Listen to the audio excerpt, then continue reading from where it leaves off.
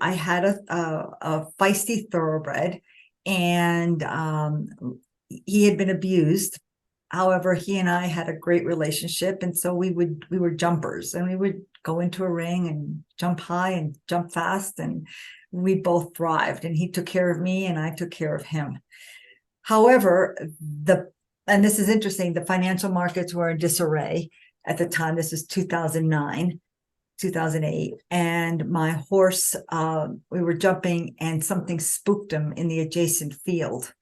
And before I was able to get back into my seat, those of you that ride, if you're not in your seat, you're off balance. And when you're off balance, you're just basically teeter-tottering on that saddle. So he bucked, and I was not in my seat. I went up like a rag doll and came crashing down. 11 broken ribs, punctured lung, and I crushed T8. So my back is fused. T7 and T9 are fused. And at the time, had I had disability insurance with some of the business overhead expense parameters that are offered and different things, and knowing that the percentage of expense compared to my revenue or what was at stake was really minimal, and it would not have made a dent in my lifestyle nor in my business profits, I regret not having that, because I could have paid off my bank loan at the time, and the banks were not being merciful. Didn't matter that I was, with a brace from my neck to my hips for 3 months and taking all kinds of crazy medications to alleviate the pain. So they didn't care. And I really had no option at the time.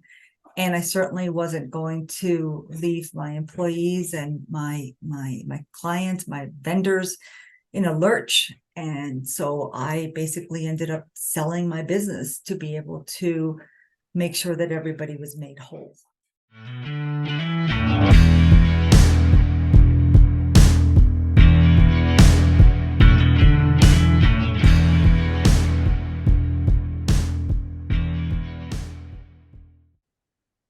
Hello, everyone. Welcome to the Money Maverick podcast, the show that Wall Street doesn't want you to listen to.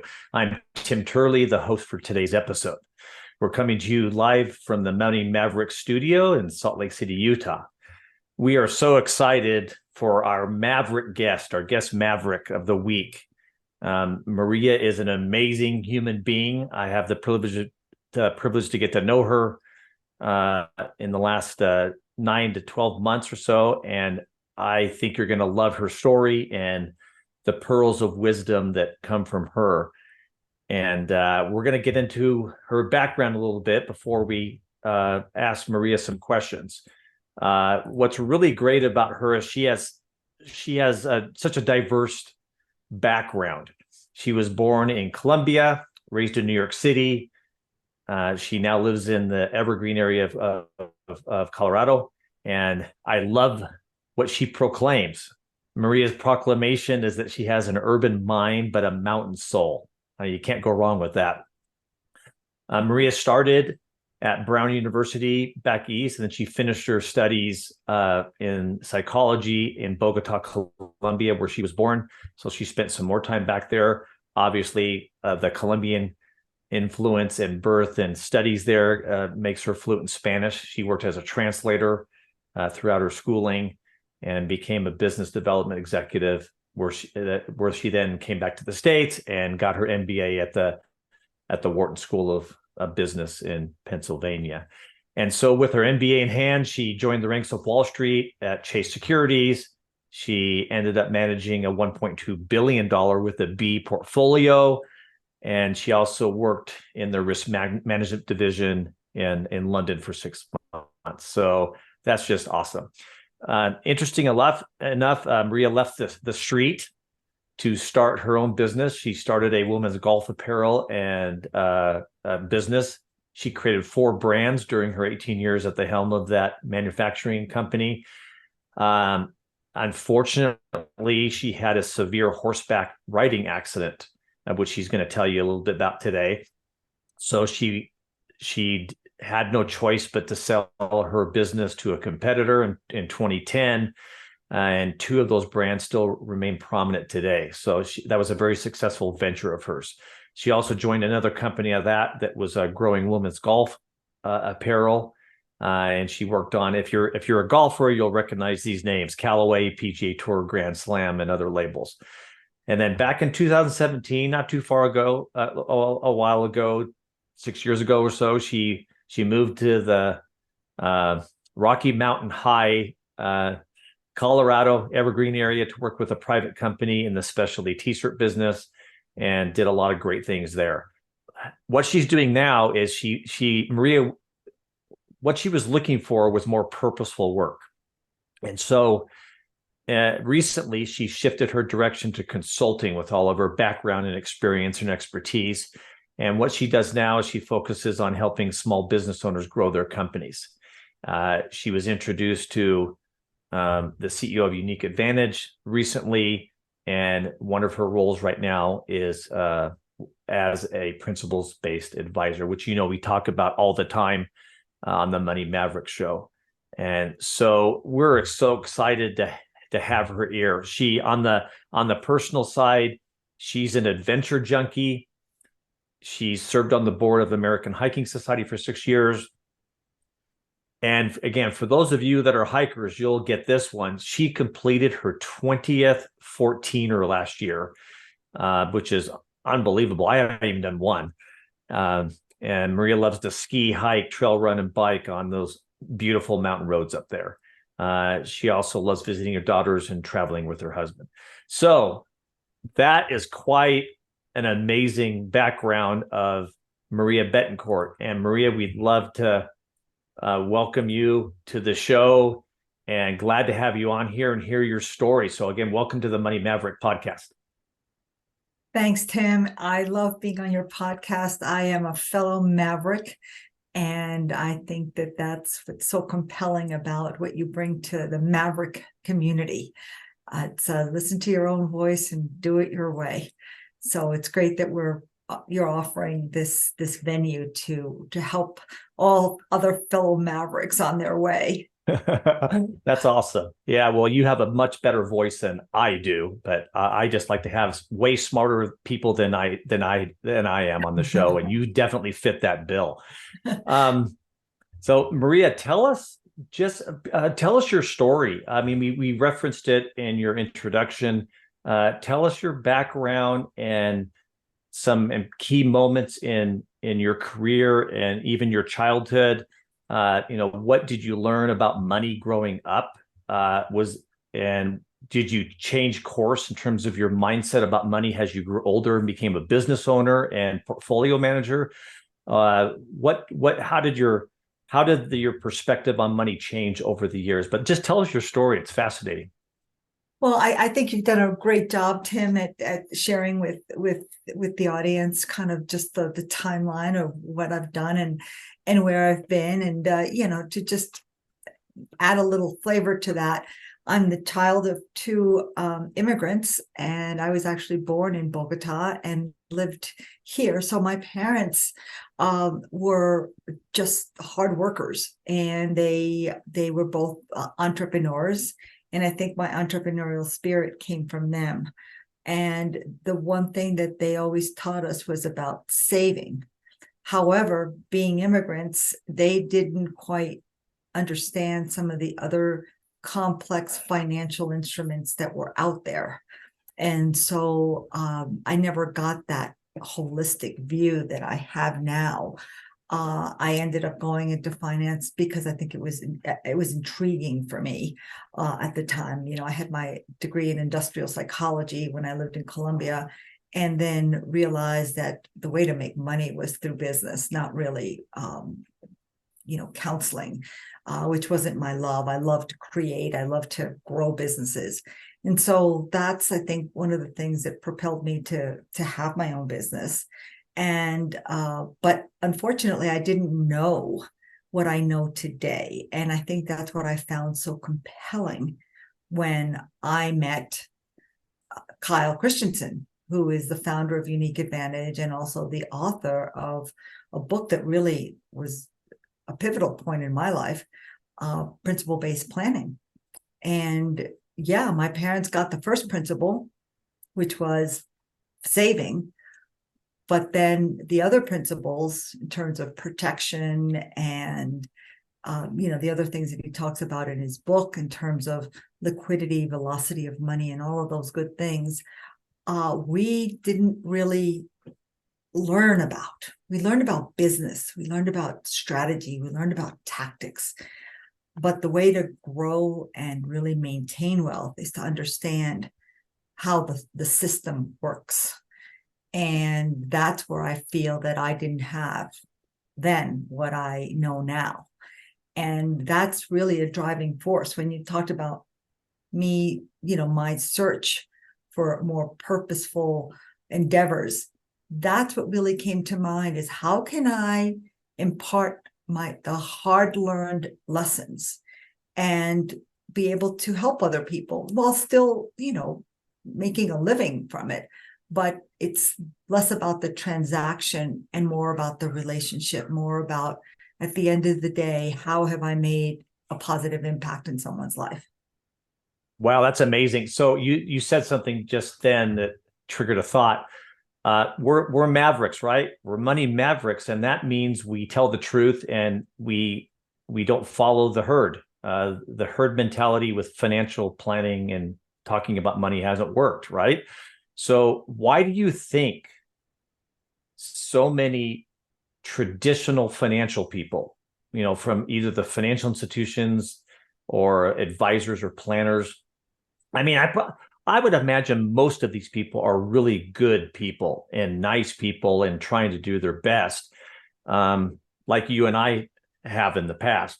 But why do you think the traditional way of talking about and educating about money has not been that successful of an experiment? What are your thoughts on that from your own background and experience? Well, Tim, that's a very good question. And it's let me take a stab at answering this in a way that will be enriching for others. These individuals, good people, there's nothing bad with them. The system just doesn't teach individuals about the fine print. So, for example, let's take two examples on the insurance side. Okay. And let's talk about disability insurance so we can be really specific.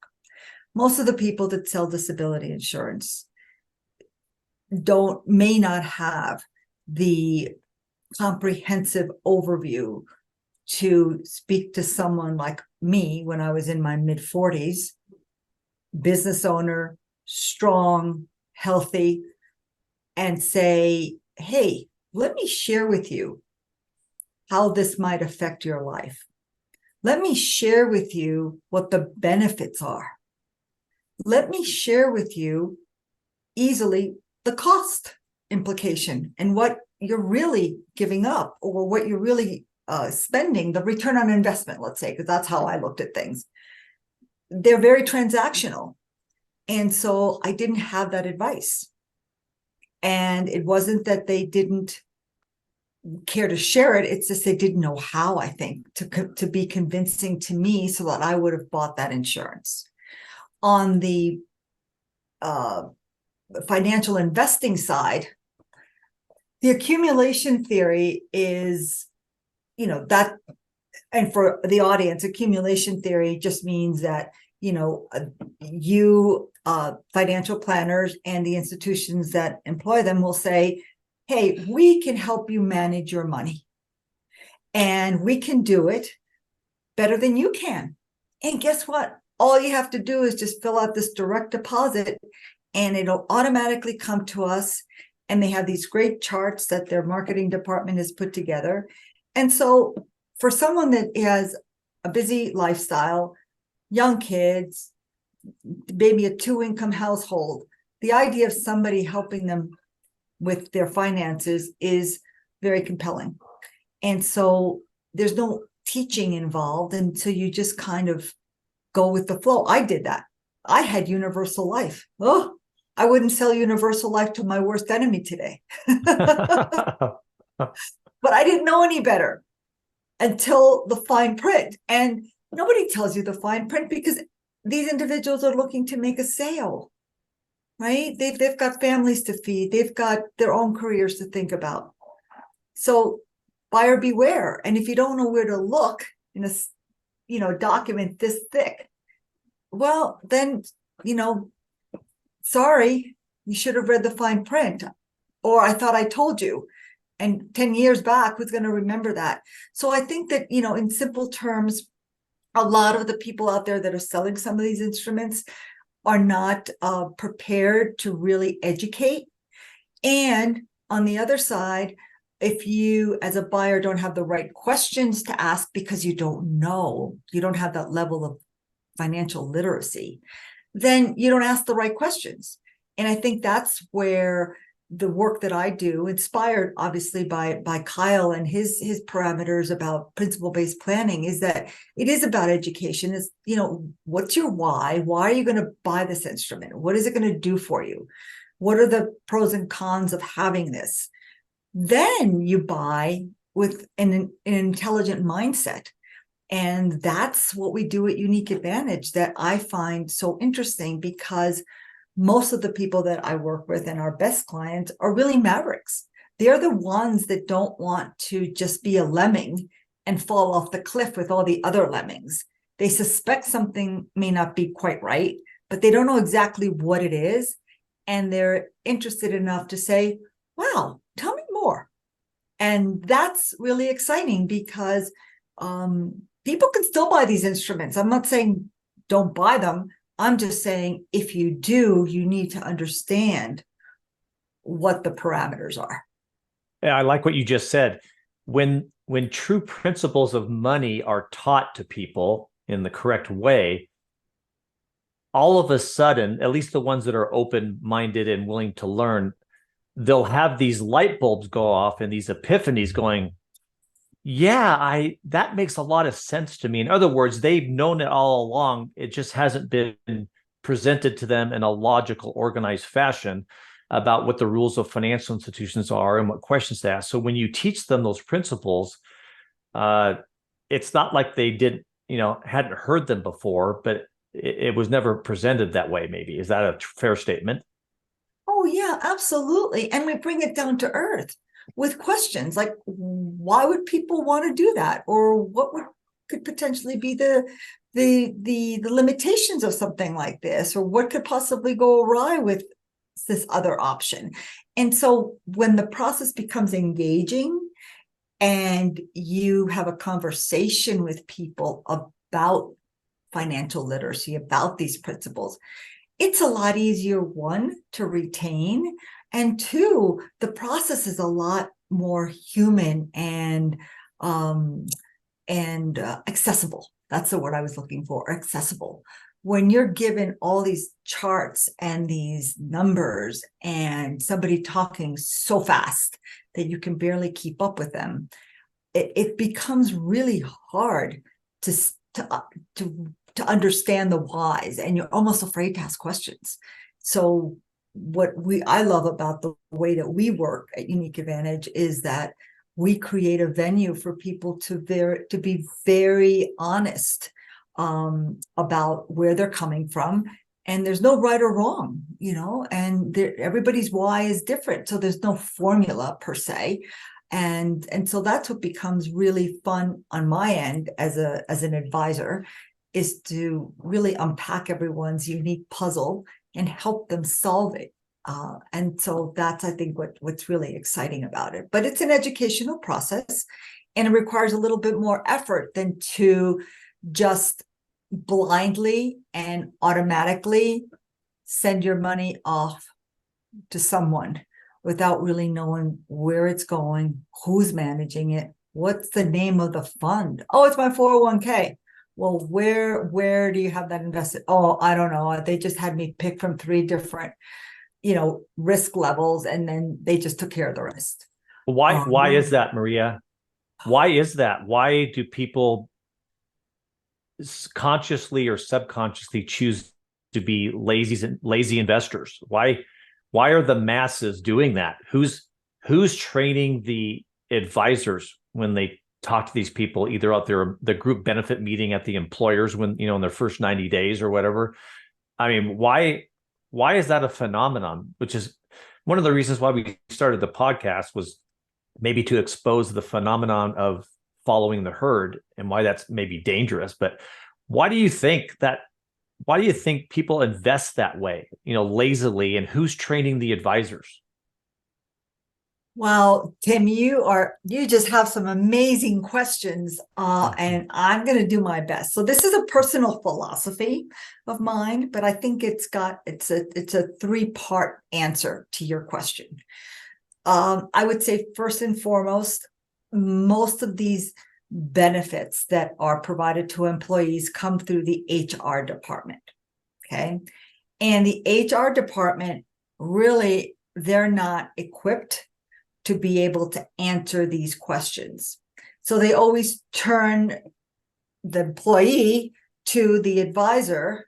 Oops, I'm sorry, I'm just unplugging here. To the advisor that is offering the product. So they'll turn you over to some customer service person and you'll ask some questions, but they always seem to sound like they're in a rush. And they are just very transactional. Well, what's the answer with this? Well, this is how this works. And they almost answer with the same information that's there written for you, but they don't really expound. So I think that's one of the problems, is that many people just kind of go with whatever, because the process of finding and getting more information is a little daunting. And you don't even know where to begin to ask for something. So let's say a lot of very prominent companies offer disability insurance. Well, group disability insurance is not the same as private disability insurance.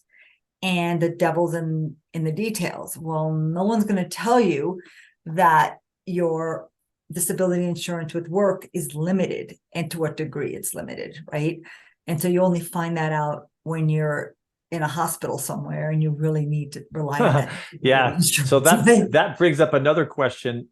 When is the only time you can get the protection you want?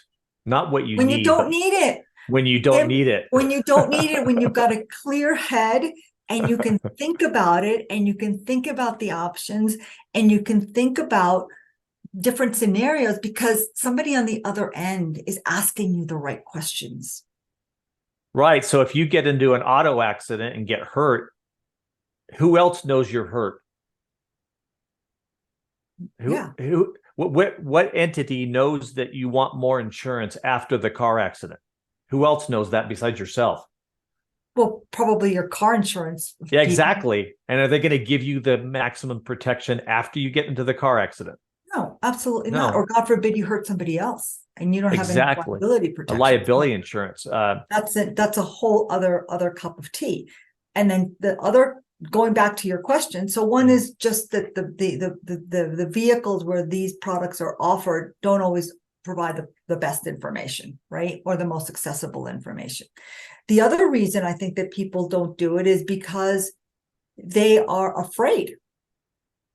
When you don't feel like you know, and you feel like learning is such a daunting endeavor, you just figure, well, you know what? My buddy was doing okay. They made 25% on that last year.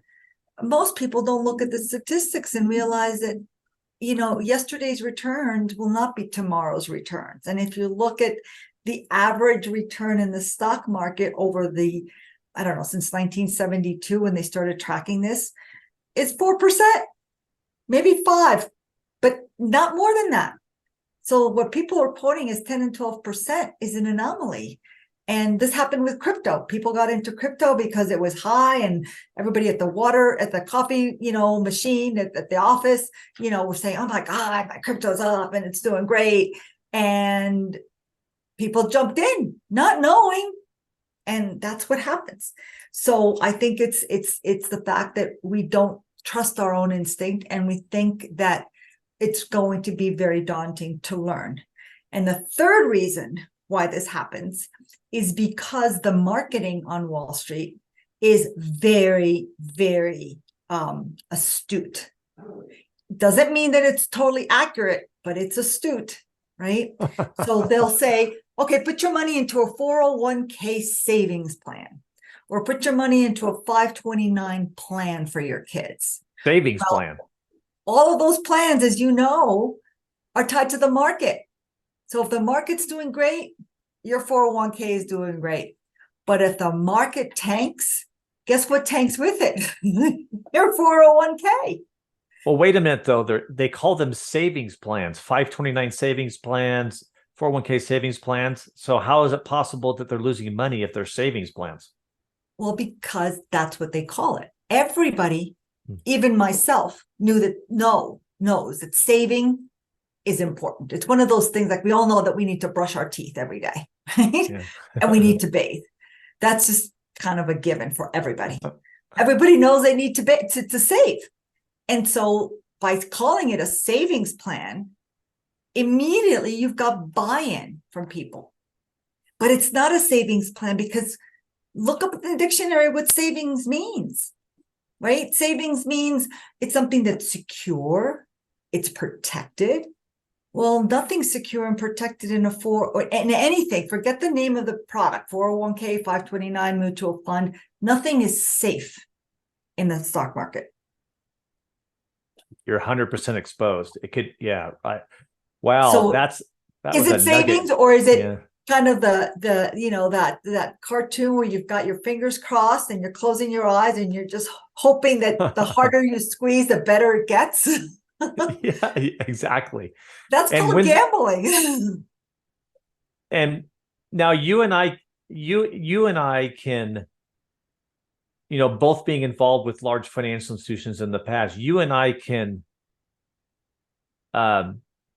repent of not knowing what we didn't know back then as transactional advisors based on what we know now. Is it hard to not, I come across this myself, but is it hard not to beat yourself up for being a Wall Street portfolio manager and maybe unwittingly or unknowingly making transactional sales to people in the market, knowing what you know now? Tim, that's a good question. And fortunately, I think for me, I was on the institutional side. So the portfolio that I ran when I was at Chase Securities was my clients, my customers were banks. So these were savvy individuals that were buying tax advantaged instruments that were tied into the Rostenkowski 1987 tax bill, which had a preferential treatment for ESOPs. So I'm nerding out on you here, but it was a very niche market, and I worked with institutional investors. But I did see what drives Wall Street, and it's certainly not the little guy. And it's definitely about the sharpest and the shrewdest get ahead. Wow, that's excellent. Wow, some good points there. Maria, before we get into a practical Maverick tip of the week that you could spend just a minute on at the end, maybe a practical application of anything financial, money wise, that you can have, leave the audience with. Talk a few minutes with us, if you could, about the very personal and astounding experience you had with your horseback riding accident and how disability income protection played into that. Yeah, Tim, that was another lifetime ago, but the lessons are still very much top of mind for me. So I had a feisty thoroughbred, and he had been abused. However, he and I had a great relationship, and so we were jumpers, and we would go into a ring and jump high and jump fast, and we both thrived, and he took care of me and I took care of him. However, and this is interesting, the financial markets were in disarray at the time. This is 2009, 2008. And my horse, we were jumping and something spooked him in the adjacent field. And before I was able to get back into my seat, those of you that ride, if you're not in your seat, you're off balance. And when you're off balance, you're just basically teeter-tottering on that saddle. So he bucked, and I was not in my seat. I went up like a rag doll and came crashing down. 11 broken ribs, punctured lung, and I crushed T8.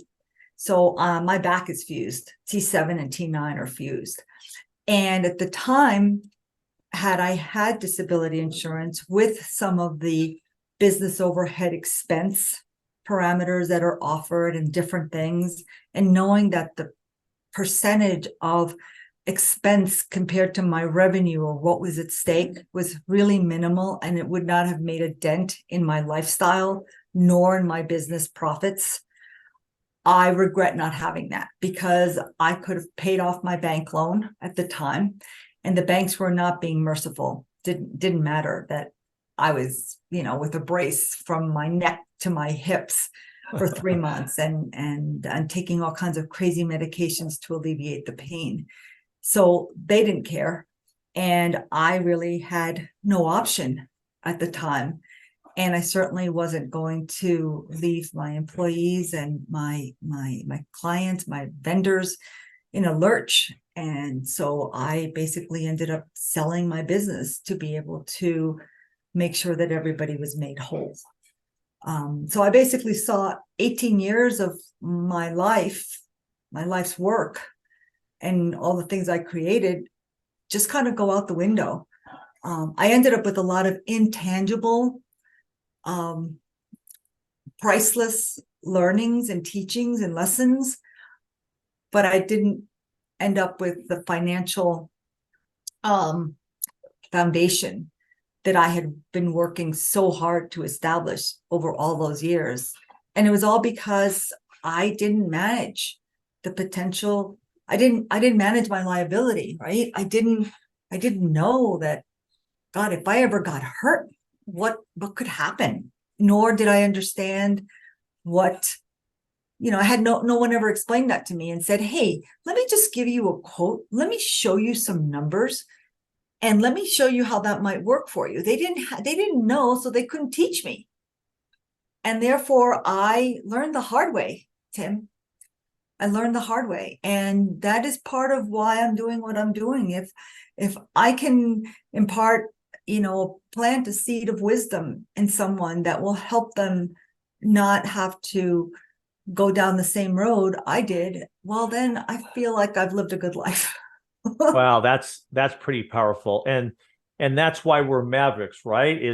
Yeah. I know you are, but it's great to have a small but growing number of advisors that are passionate about passing forward what we didn't know, but we know now. And we want everybody to have the opportunity to at least learn the truth about money. And you're definitely emblematic of that drive. Well, what a story. Amazing tips you gave us and life lessons. We'd now like to get to our Money Maverick tip of the week. And you're our Maverick this week, Miss Maria. And we would love to have you leave something behind to our audience that they can take after listening to this and apply something as soon as they listen to this. They can go out right away. And it could be about any money subject or financial topic, just something, a practical tip of the week that somebody could take with them. Oh, wow. Again, another good question, Tim. I would probably say trust in your ability to learn. There is no concept out there, short of saying neuroscience or some sort of, planetary, kind of science that's, or biochemistry, right? That's something that's very, very specialized. But we can learn about a lot of things over time.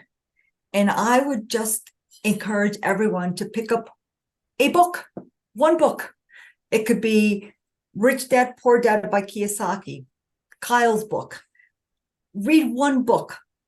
Look at one subscribe to one podcast, and allow yourself trust yourself to be able to learn.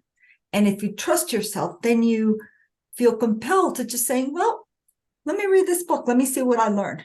And in the process, you'd be surprised how that may open up another door so that you can grow your financial literacy. It won't grow if you're just like, oh, I'm never going to learn this. This is too hard. Cover up your eyes, cover up your ears, and just kind of hand it over to someone. and hope for the best. It really has to do with trusting yourself and trust yourself to learn something. Any little nugget you can learn will help you ask better questions. And when we ask better questions, we get better answers as well. I love that. And one of our mottos on the Money Maverick show is the best investment you'll ever put money into is yourself. Right? Without a doubt. Without a doubt. And you said, trust your ability to learn and grow. I love that, Maria. Well, we've come to the end of this amazing show with you, Maria. And we'd love to have our audience. We'll post it on the website too, but tell us a couple different ways that if people wanted to reach out to you about what we talked about today, or for any other reason, what are some ways that people can get a hold of you or see what you're doing?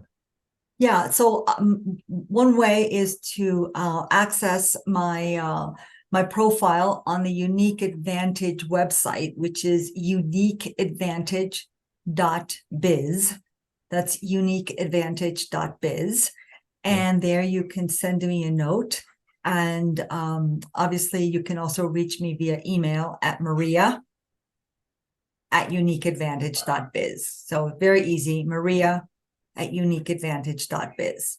Right. And I'll tell you, Tim, I'm in the process of creating my own website to tie into all of the great content that we have at Unique Advantage, but also make it a little bit easier for people to access and to find me and access the ability to set up a meeting or something very easily. Right.